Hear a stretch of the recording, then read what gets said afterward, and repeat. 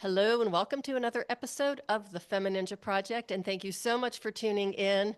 I have a really special, fascinating guest with me today. I just love this guy's story. His name is Bob Martin. He is an author, mindfulness consultant, certified meditation teacher whose personal and professional journey transitioned from having a high-stakes legal career as a high powered mob lawyer during Miami's wild cocaine cowboy days to earning his MSW to go along with his JD. He is a professor of wellness at Elon University, as well as the author of two books, one titled Children of Abraham and the other titled I Am the Way. Bob blends Taoist wisdom with brain science, psychology, and humor to tackle everything from breaking free of limiting beliefs to finding clarity and resilience in life's chaos, as well as how to live a wise and happy life. Bob, thank you so much for being here and welcome to the show. Oh, thank you so much for inviting me. It's a pleasure to be here, it really is. Your story is just so fascinating. And I mean, there's so many just, almost like contradictions in your career. And so, first of all, I want you to tell us what it was like to be a mob lawyer. So, which side of the aisle were you on? Protecting the, or, Both. I was actually on both sides of the aisle. That's how it came about. I was working for Janet Reno. That name might be familiar to some of your listeners who don't have some age on them. Mhm. But she was the DA of Miami before she was the Attorney General under the Clinton administration. And I was in the Economic Crimes and Consumer Frauds Division. And we were going after these big boilerplate, boiler rooms, doing these big fraud cases. Miami was full of them in those days. But one of the things we did was we went after a group of folks that were comprised of the Italians, the Colombians, the Haitians, the Cubans, and the Peruvians. And we hit them for 70 million plus dollars. So it was shortly after that that I left the office and I went out and I hung my shingle out in a very modest little office because, just starting up. And all of a sudden, Johnny, which was heading up the Miami branch of the Gambino family, walked in to my office, sat down across from me, and scared the bejesus out of me. mm, hmm But then he said, "So you hit us for a lot of money." And I go, "Yes, sir." He goes, "You got to be good to do that. We want to send you some people, we want to send you some clients." That was one of my questions, Bob, was were you constantly looking over your shoulder? No, no, not at all. At that level, those folks have to work together, and of course, they don't have a court system to file a breach of contract Mm, case between the Colombians and the Italians, say, or any others. They don't have a police force to enforce. They do have their soldiers, mm, but primarily it's not good business, hmm to go into a war between factions. It's just not good business, and so their word becomes their bond Uh-huh. since they have to be able to trust each other, and so among them there's a certain ethic that's followed that is very reliable. And we had to talk out what our expectations were, and we had to be straight up with each other. hmm And as long as that occurred, there was nothing to be worried about. hmm So, in spite of the fact that they were kind of like criminals, they actually had some moral ethics as well. Oh yeah, they're very straight up, and hmm I would go to, for example, the first conversation we had, I said, "Look, I'm not going to do anything unethical or illegal." And he hmm kind of grimaced. And I said, "Look, Johnny, it's in your best interest to have an attorney that's respected and believed in and trusted by the courts. If I kill that reputation, I'm no good to you." hmm So he goes, "I can see that." hmm So that was an arrangement that we had, and we stuck by it. hmm And, he sent me clients and we talked about how they would be dealt with. And if I had bad news for him, I just went and I said, this case is going to go down. And Mm-hmm. I would never, ever suggest to a client, the government always wants to flip people to the Mm-hmm. higher ups. And although I didn't know technically that the $9,000 in cash that this Haitian brought in and gave me to represent him came from Johnny, I kind of knew it.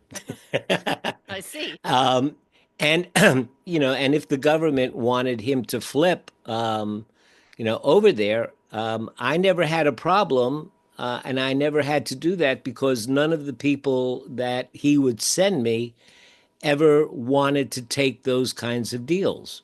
I Mm-hmm. suppose that they had conversations ahead of time and expectations were set, but it was kept away from me because I wasn't going to do anything illegal or Mm-hmm. unethical. Mm-hmm. And so it worked out very well until after about 7 or 8 years of working together and paying my house off by the time I was 34 and making boodles of money. But then his son got arrested. And at that point, it was no, you have to win this case. I don't care what you do. And you Oh. will do this and you will do that. So I said to him, no, I will move to North Carolina. Ah. And that's how I got to North Carolina. So now, are you originally from Miami, or are you from where are you from? Well, my folks were in the carnival and amusement park business. So Uh-huh. we kind of moved up and down the East Coast, mostly selling hot dogs, cotton candy, and popcorn in New York in the summer Mm-hmm. and state fairs in Florida in the winter. Mm-hmm. I asked because I did detect a slight Oh, yeah. tinge of an You can't, accent. you can take the boy out of New York, but you can't take New York out of his accent. No, you can't. Okay, so now at this point, you kind of like said, okay, I'm going to North Carolina. And is that when you took out the shingle and hung it on your door and started your own little private practice? What happened there? No, no, no. I started my private practice in Miami Oh, when okay. Johnny came in, Okay. and I built that practice up. When I went to North Carolina, I just decided I had a completely blank canvas. And the other piece of the story is that although my professional life was going gangbusters, my personal life was falling Mm, apart. And I was seeing a therapist about 4 or 5 years before I left. The time frame, I meet Johnny, go about 3 or 4 years. Then I'm seeing a therapist, and it turns out that my therapist is the English language editor and one of the top devotees and students of watching me, a 72nd generation Taoist master from the Shaolin Temple. So I I had come to a big crossroads in my life, and I didn't know anything about this with my therapist, and I had no religious upbringing because my mhm. folks, all of their ancestors were killed either by the Nazis or the Bolsheviks. So they felt that there wasn't really a God to worship. And Yeah. so we just didn't have that conversation. So I grew up basically without any religious upbringing. And I came to this crossroads in my life, and I went to see George, my therapist, and I said, George, what should I do? What should I do? Mhm. And I expected, to hear some therapist speak like, well, Bob, what do you think you should do? But instead, he picked up some coins and started throwing them on the table and counting the heads and the tails and making mathematical calculations. And I'm thinking, what the heck? This guy's turned into a soothsayer. What's happening? But he came up with a number, and then he opened Mhm. this big book up to that chapter number, and he Mhm. showed me the title, which was Retreat.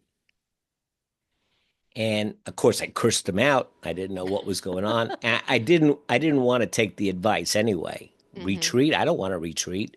Mhm. But it was the right advice. And I went back to see George and I said, what was that? And he said, it's a Taoist practice called the I Ching. It's a Ah. way of it's a system of self therapy, Hmm. self insight, and it says what it says, and you do with it whatever you do with it. And I said, well, what's Taoism? And he said, it's like a sister to Buddhism. And I said, oh, so what's that like? And so he started to explain, some things about going with the flow and energetic, balances and things like that. And I say, well, you're not asking me to believe in anything Hmm. supernatural, no cherubs and angels or anything, which that Hmm. had not been part of my experience. So I said, tell me more, because it was like I started getting the feeling that he was handing me a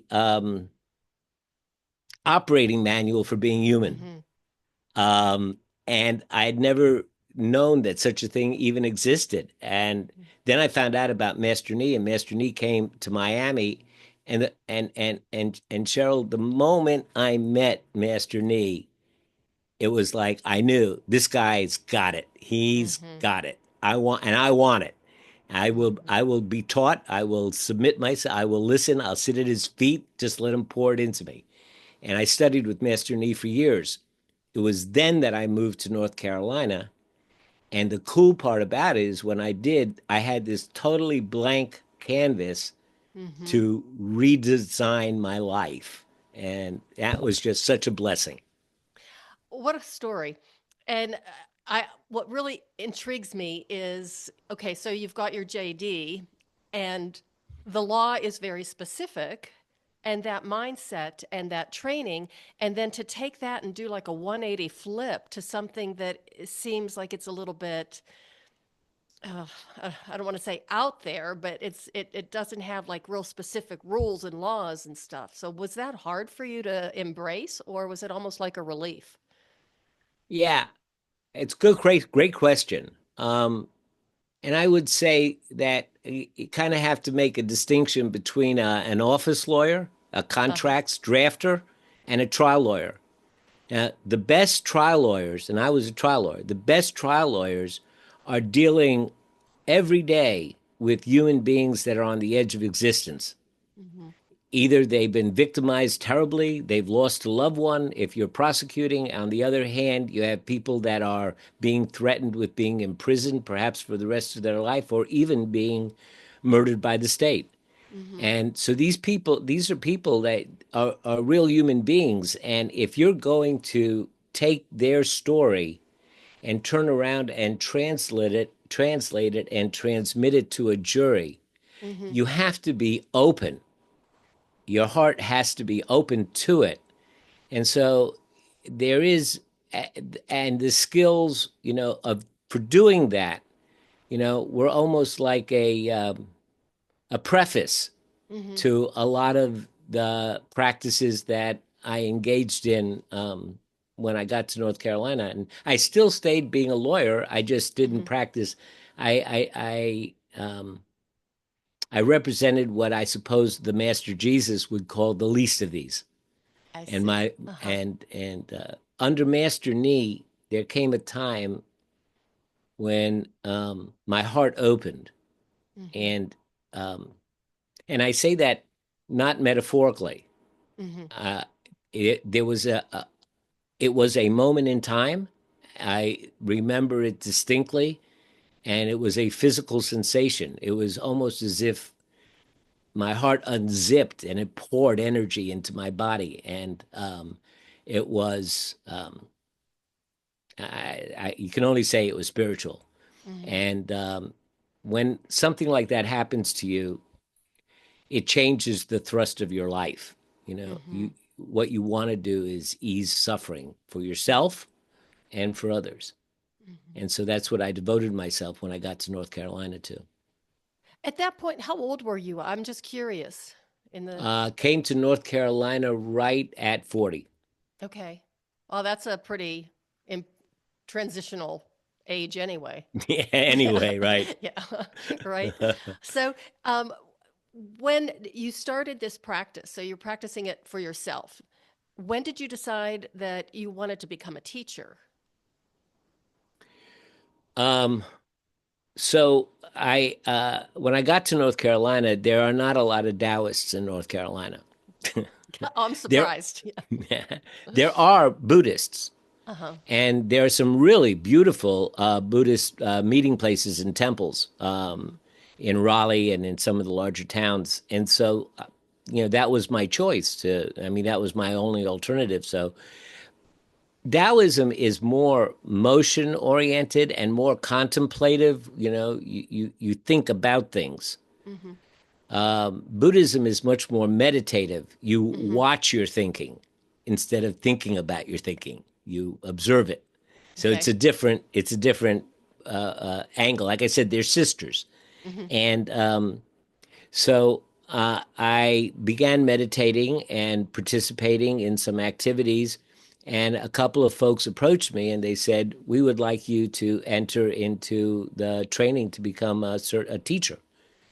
And it was intense. It was two I'll bet. years sitting 30 minutes a day, watching videos, meeting some of the best teachers in the country, some of the best meditation teachers in the country, and always being reviewed and having to do Mm-hmm. practicums. It was intense. In the meantime, that's how I became a teacher. Mm-hmm. Yeah. And then when did you become a teacher at Elon University? And tell us a little bit more about Elon University. So Elon University is absolutely a beautiful campus. Mhm. Elon means oak in French. And Oh. the entire campus is just covered with these magnificent oaks. And the prior president wanted to make a botanical garden out of it. And so there are just flower beds everywhere, and it changes with the seasons. It's a gorgeous campus. Mm-hmm. It's a private university, and it's got a student body of about 5 to 6 thousand. Mm-hmm. And so I decided that I wanted to stop trial work at 2015, and so I would have been 65 Mm-hmm. at that point and kind of retire. And within a couple of months, they said, "Come teach law here." Mm-hmm. And when I got there, they actually have a spiritual center on campus. So I kind of gravitated over there because that's who I was. And when I got there, they said, "Oh, you do meditation. You must know Koru." And I said, "No, I don't know Koru." They go, "Oh, everybody here knows about Koru." And I said, "Well, what's Koru?" He said, "Well, it's something they developed about teaching meditation at Duke University." And I had, I was devoted to the idea that meditation could change the world in one generation. Mm-hmm. But to say to somebody, "Well, just come in and drop into this group and sit here and learn from the rest of us, once a week for, the next 3 years and you'll get it," doesn't really map onto the Western brain. Mm-hmm. What they developed at Koru was the perfect fit for the Western mind.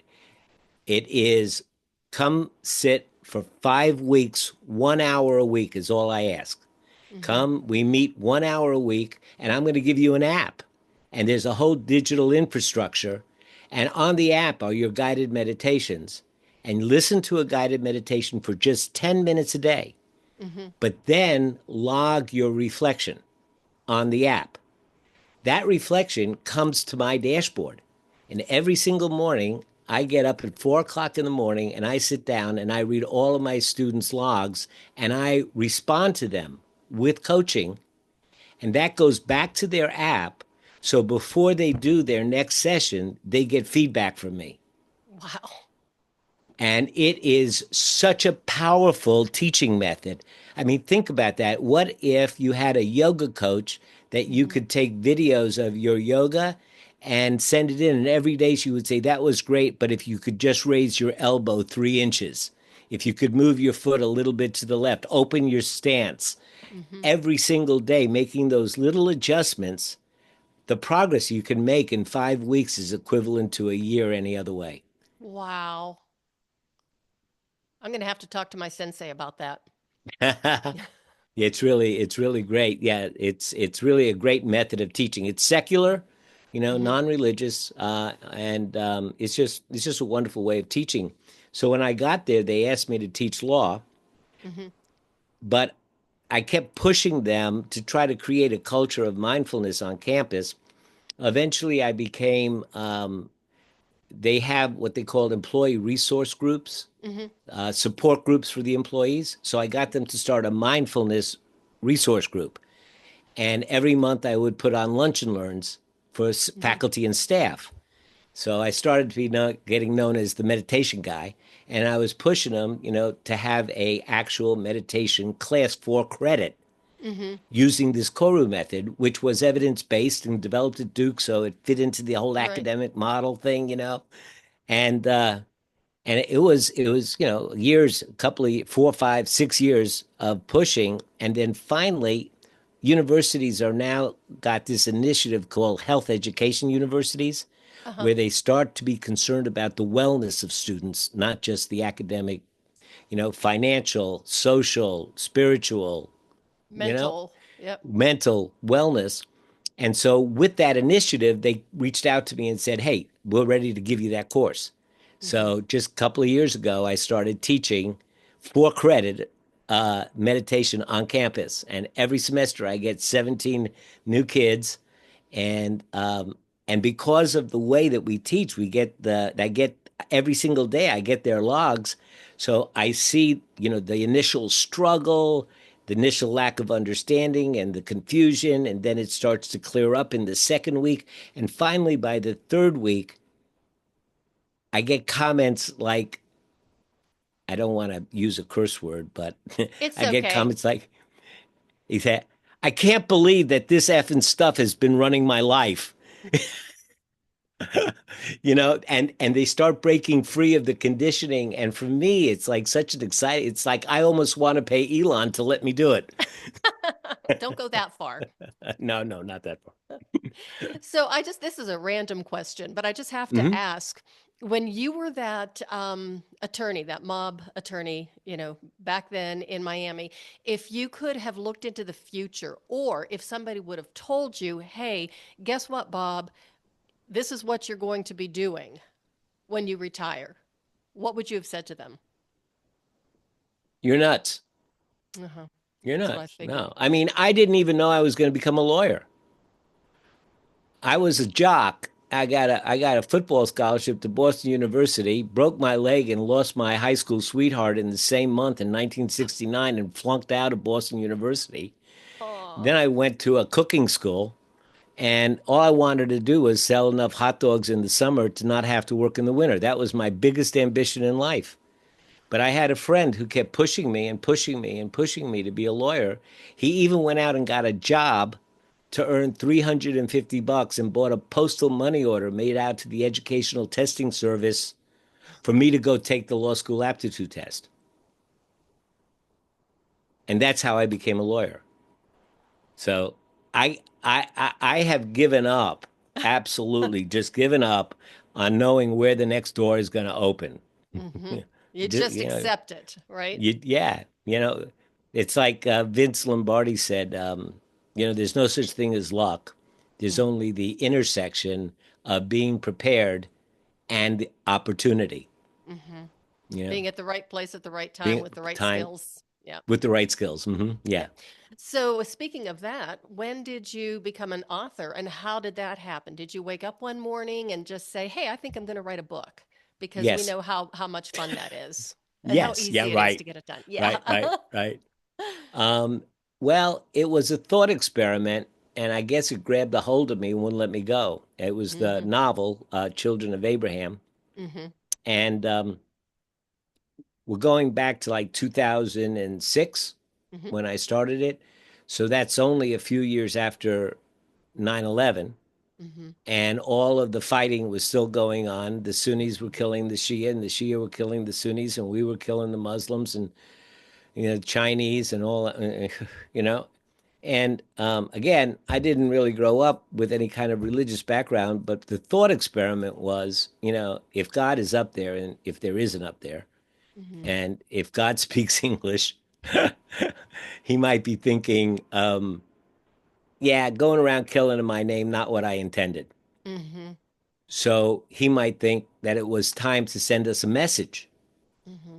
So I thought, like, how could God come down in such a way that it didn't, create some kind of, brouhaha, uh, and that it would the idea that he had come with Bill. So I conceived of the little tickers on the bottom of your TV screen.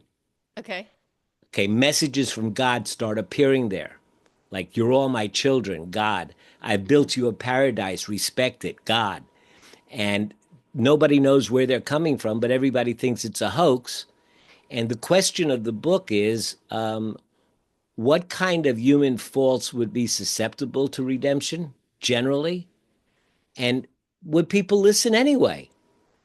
You know? I mean, I always loved that scene in The Godfather where where Corleone uh, is responding to the fellow who wants him to get involved in the drug business, and Corleone wasn't in the drug business, and he goes, "Well, that business that you're in is a little dirty for me, and but I don't mind, especially since your interests do not interfere with mine." And would the Italian mobster that I have in the book, would he compartmentalize the appearance of God in the same way? So these were all questions that were going around in my mind. And also, not growing up with a religious background and seeing people of faith and belief, was a curiosity to me. Mm-hmm. But what was the most curious was, how can people express a deep, profound faith and yet act inconsistently with that faith? Mm-hmm. I, Mm-hmm. that I just, I did not understand how those two things could exist in the same person. I Mm-hmm. didn't understand why people would be upset about killing babies in utero and not be upset about capital punishment. Mm-hmm. I mean, these were just things that so this book was a way for me to kind of play out all of that. Mm-hmm. Um, and I didn't know how it was going to develop, but it developed as it went along. So it's a novel then? It's a novel, yes. Okay. And when Absolutely. when was it published? That's a whole story by itself. Oh, I know. Um, You do yeah, tell. yeah. I mean, I tried to. I wrote 100 letters, got no responses. Then finally said, well, I mean, I've got the book, I got to get it published, so I'm going to go with one of the self-publishing companies, and that's when all the sharks started circling. I need $1,000 for this, and 1,500 for editing, and 2,500 for this, and Oh, and yeah. I'm just bleeding, hemorrhaging money. And finally, I told them all to go to Mm. heck. And I went to a printer and I had a couple of thousand books printed. And I started selling it on the internet. And I think I still have 1,000 books in my garage. Uh, but we sold a few thousand books. Mm-hmm.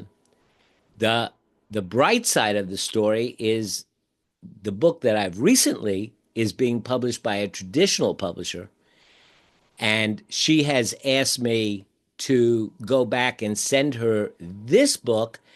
And it's funny. She read it and she goes, "We want to publish this, but not at 95,000 words. You Uh, got to cut it down. You got to cut it down at 65,000 words." wow. And I said, What do you want me to do? Like, take out every third word?" Yeah. She goes, "Bob, you got a lot of fluff in here. There's a lot of fluff. Get rid of the fluff. You can do this." And she was right. So I did it. I got it down to 65,000 words, which is what a normal, novel is running about these days. And there, it's going to probably be released in a month or two. Wow. Okay, so what did you do with the fluff that you cut out? Did you Uh-huh. save it just, like on a document or a Word doc, just so you had, just in case you wanted to use those same words or the same ideas in another book in the future? Or did you just put them on the cutting room floor Yeah. and say Well, I goodbye? have the original transcript Okay. document. I have the original transcript, and I made thank you to Microsoft Word. I made a copy of it, and that's the one that I cut. So I Okay. can always go back and look, but I don't think that I have any reason to, because when I started cutting, I realized that I was I was guilty of what I tell my law students not to do. Mm-hmm. I said, don't write for yourself. Be compassionate, write for the reader. Yeah. And what I found is most of the fluff was all about stuff that I liked Mm-hmm. and really didn't advance the story and it went from 16 chapters and 95,000 words to 37 chapters and 65,000 words. So instead of having 18 and 20 page chapters, all the chapters are now 3 pages. Mm-hmm. And I think people like that more. They can do one more chapter before I go to sleep. Yeah, exactly. Well, not only that, we don't have the greatest attention span, I think, Yeah, these days. true But enough. yeah, but that's really, thank you for saying that because now you made me just realize what's wrong with the manuscript that I'm working on. And I've been working on it off and on for about a year or two now. And I finally just put it aside because I have a lot of other things going on right now. We're planning a big move and all that stuff. And it's like, Uh-huh, uh-huh, uh-huh. the creative juices just aren't there. Right, Um, right. yeah. But I'm just so intrigued by the book, but I'm really intrigued by the other one too. Uh-huh. Now, did you go Yeah. about that one the same way, or was that your second book? That The is my second book, which was just published 2 years ago, or about a year ago, somewhere close now. so It's, that second book. it's this one right here. Oh yeah. Oh, that's beautiful. So now that And one, was it a little easier to write because of that first experience and knowing what traps not to fall into? I can't say because one was a novel and the other's not. Ah, very good. It was two completely different experiences. Hmm. It's called I Am the Way, and the word Tao in Taoism Uh-huh. means the way. So I wonder if Jesus was actually saying, I am the Tao. And that's why that's how that became a title of the book, because it's actually a merging of Taoism and Christianity. Uh-huh. And the reason, the motivation there was that when I came to North Carolina, it was pretty clear that the woman that early Bob married was not the right match for Mm-hmm. later Bob, and Mm-hmm. nor was I the right match for her. Mm-hmm. I, so that ended, and then I met my current wife, who is a bodhisattva. She is an absolute saint, and Mm-hmm. she is a Southern Baptist Bible literalist. Mm-hmm. If you know anything about Southern Baptists, you know that's real conservative Yep. stuff. Yep. And she thought that my stuff was just like weird. And all of her family in Moultrie, Georgia, was telling her that she was going to get yoked to a heathen. And but she's a Bible literalist, and her science, I couldn't buy into her science that the world is 4,000 years old, and what about the dinosaurs? Mm-hmm. And but she also is devoted to the least of these, and uh, we practice that part of our lives in different ways, Mm-hmm. but we are completely supportive of each other. And her prior husband was always saying to her, "Why do you have to do that? Why do you always the one that has to cook? Why are you always the one that has to go do this and do that?" And I just look at her and feel proud that she's doing it. And so it's a completely different experience for her and for me. And she supports me in every way. And Mm-hmm. she's a detailed person, and I'm a visionary. And, it just works out great. Mm-hmm. But, we do have a different cosmology. And it was funny. I had to get past. I got, we got married by her Baptist preacher, and my monk at the same time. That was funny, and all the people at Moultrie are there, so that was a scene. But I had to get passed by her minister, Oh my God. and so I had to go in, and he looks at me and he goes, "Bob, do you accept Jesus Christ as your Lord and Master?" And I go, "I'm good with Master. I don't know about Lord." Um, so that was a conversation that we had. And finally, I was saying to, well, if you consider Jesus to be the spirit of the what inhabited that historical figure, and Mhm. that spirit still exists in the leaves of the trees and in the blades of the grass, then yeah, that's my master. And he goes, get out of here. You're fine. You're fine.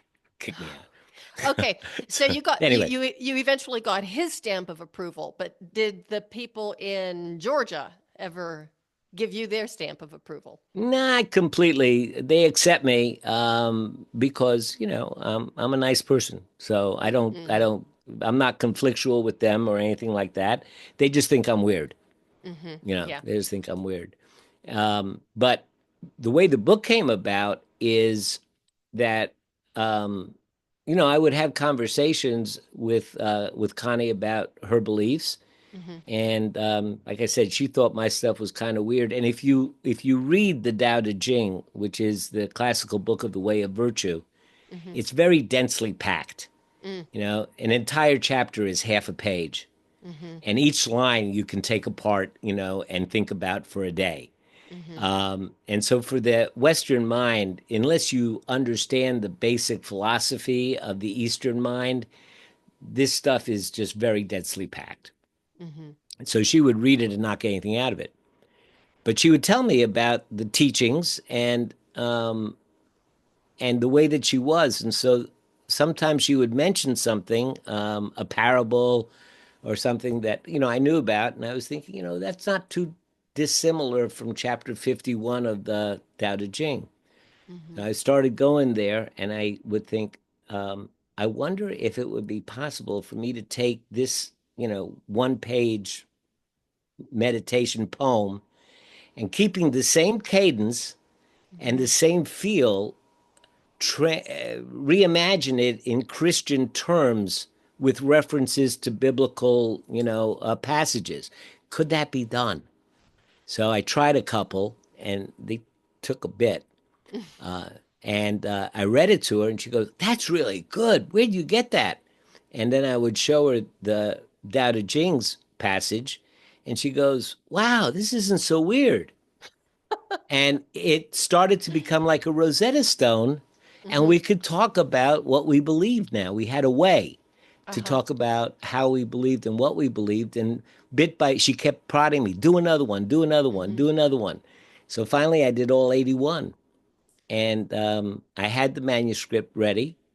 And, I don't know if I don't know about the difference between coincidence and synchronicity. Mm-hmm. But I was teaching law, and the textbook salesperson, we got into a great conversation. We just hit it off, and somehow it turned spiritual.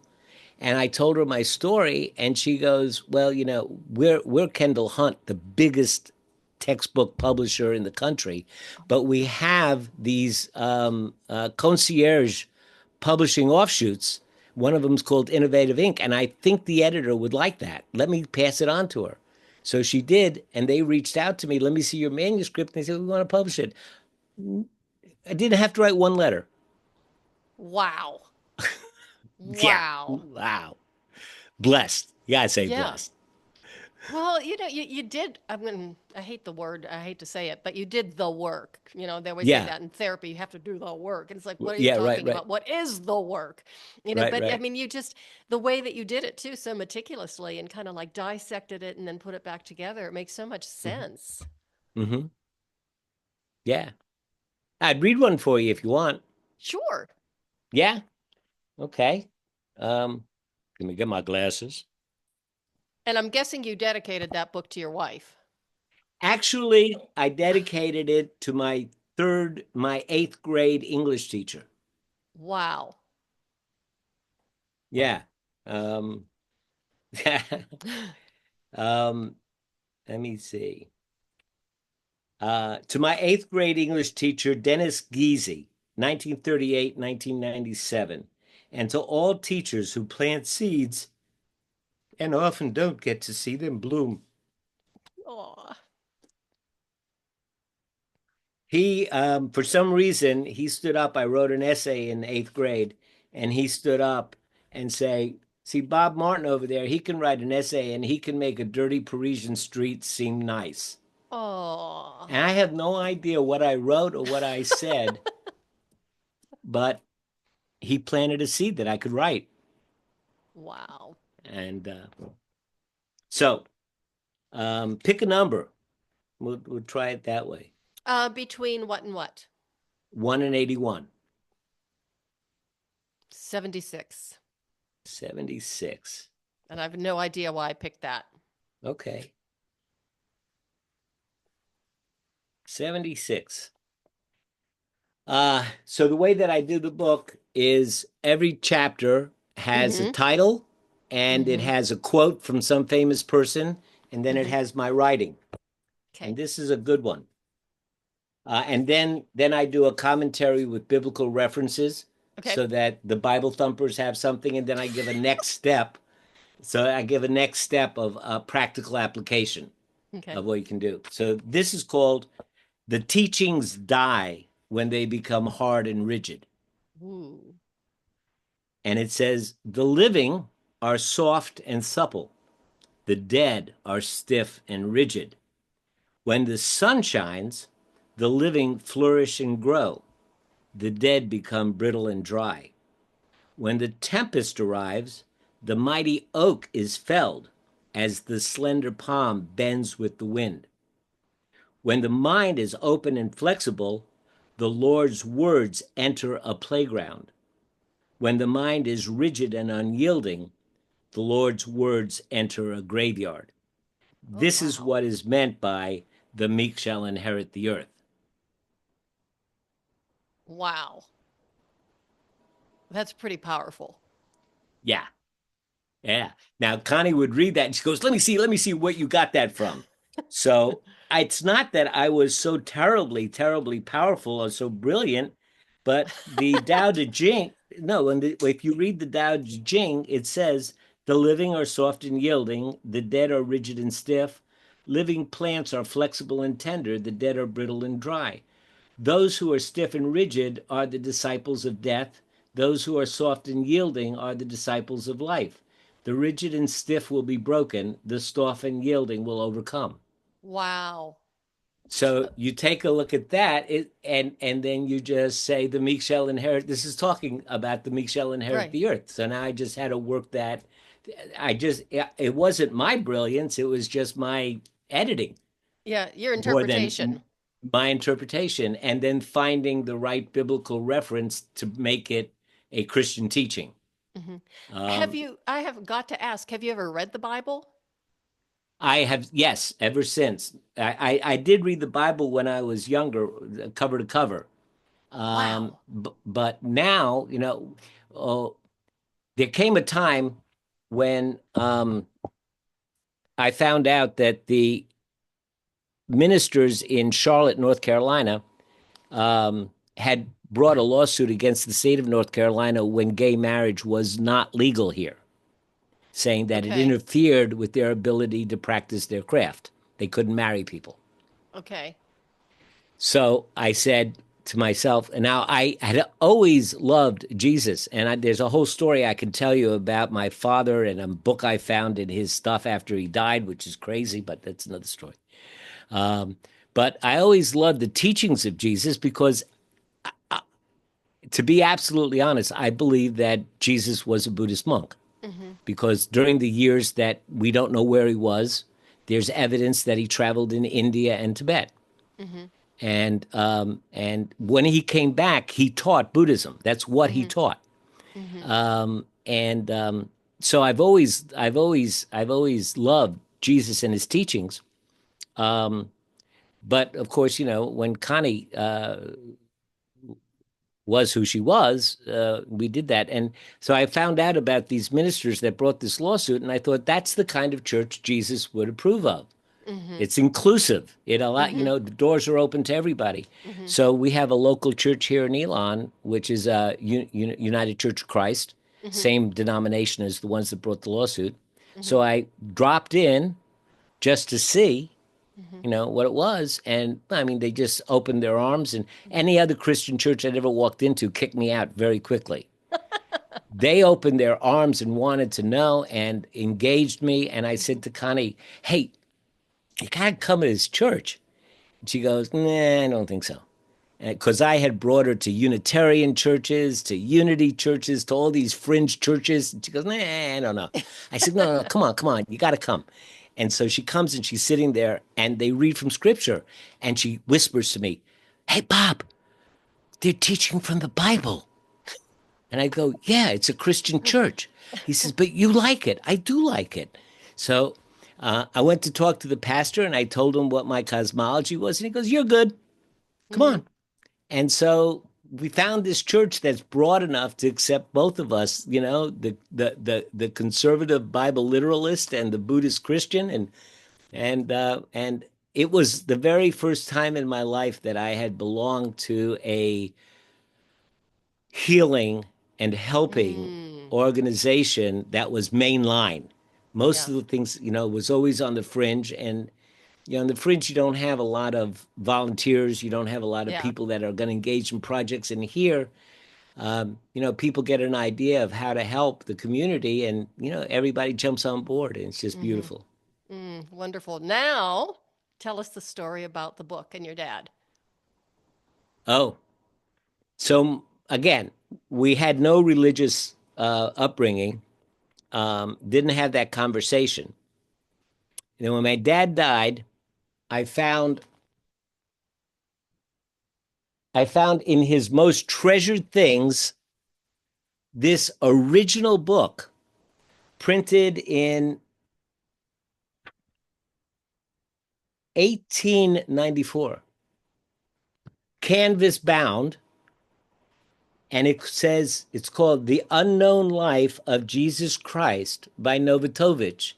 And it is the travelogue of Novatovich as he followed the path of Jesus through India and to Tibet.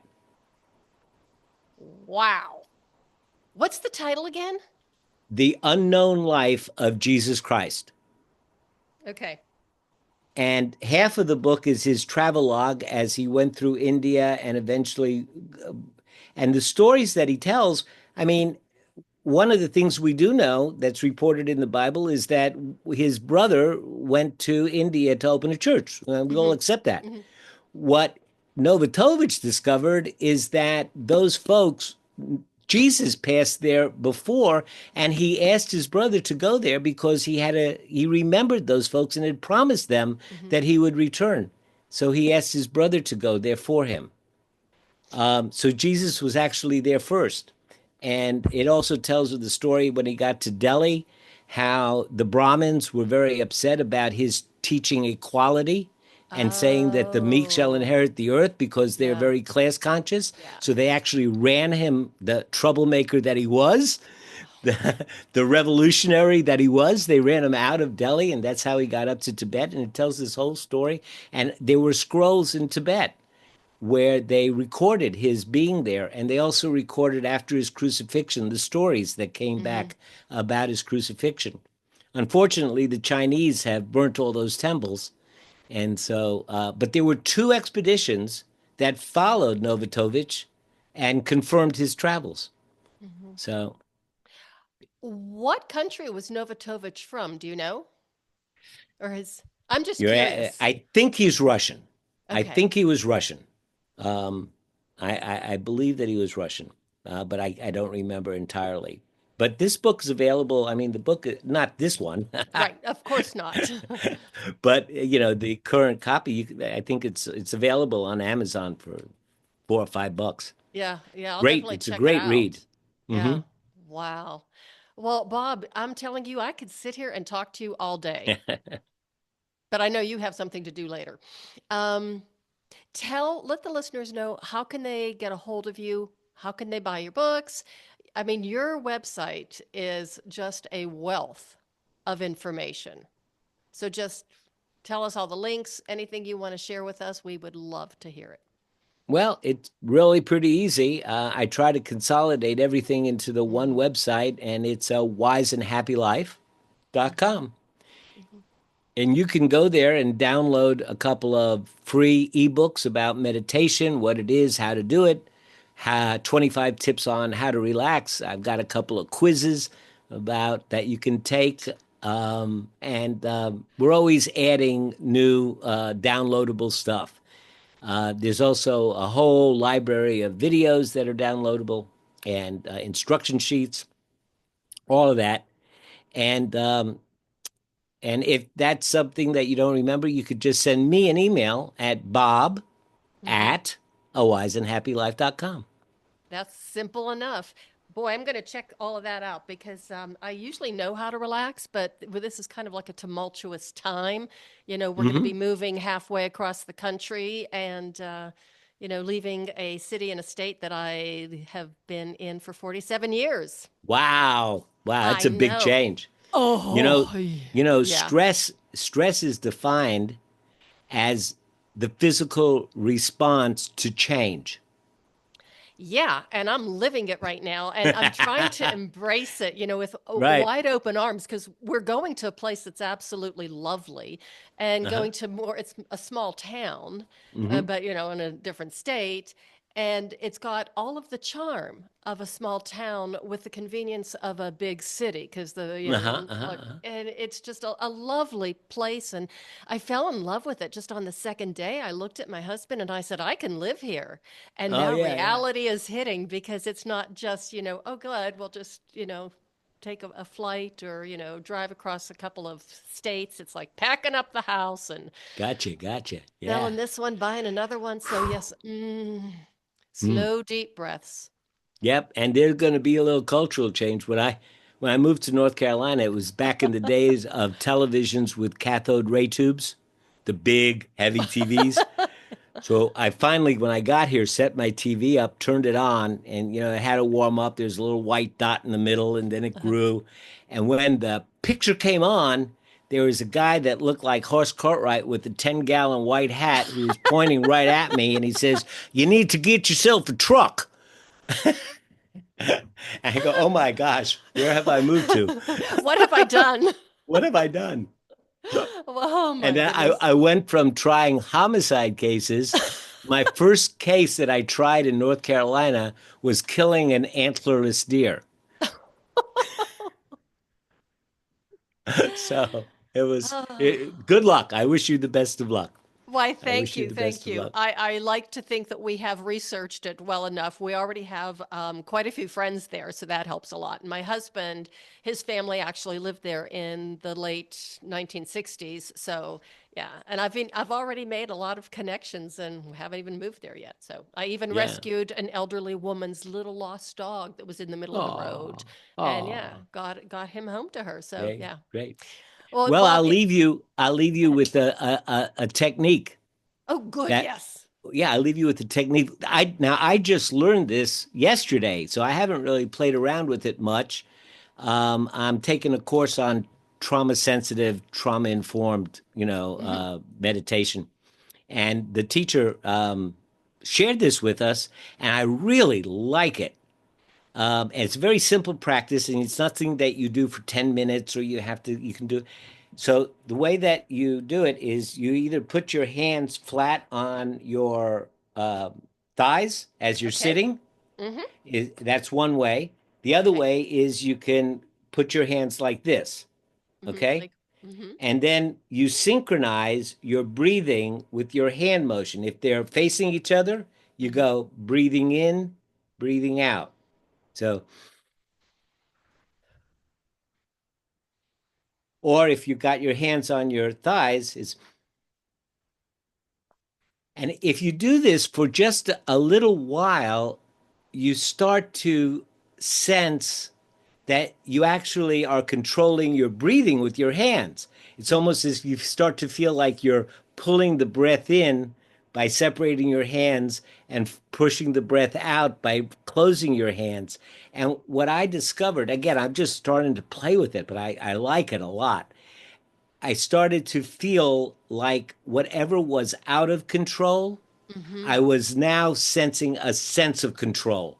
Hmm. And just because, I could feel that coordination, there was a somatic movement with my body together with Hmm. some intentionality, and the whole thing just worked so well together that I think that when you're feeling a little out of control and you just need to stop and take a break. I will certainly do that. And just so you know, you are talking to a former respiratory therapist. So, with the Oh, there breathing you things go. and all that Uh-huh. coordination just really, that really resonates with me. So I'm Uh-huh. definitely going to try that. So thank you All for right. that. Okay. Any final little pearl of wisdom you want to leave with the listeners? Well, you gave us a Well, lot of information. I would just say this, that, you're not your thoughts. You're the creator of your thoughts. And as such, you're so much more than your thoughts. Mm, beautiful. When you get trapped in your thoughts, you're really very small. Hmm. And when you can break free of your thoughts, the potential possibilities are endless. Hmm. Thank you again for being on the show. It has been an honor and a pleasure to talk to you. You're a lot of You fun and too. full of fantastic information. And everybody, thank you so much for listening. What a wonderful episode. Please share it with everybody you know. And just remember that your thoughts can control you. So be careful what you're thinking. And remember to take those nice, slow, deep breaths. Do check out Bob's website. It's a fantastic website, a lot of wonderful information. And just remember, peace out. That's all I can say. I feel a little zen right now. So boom, that worked for me. And that is the way of the FemiNinja.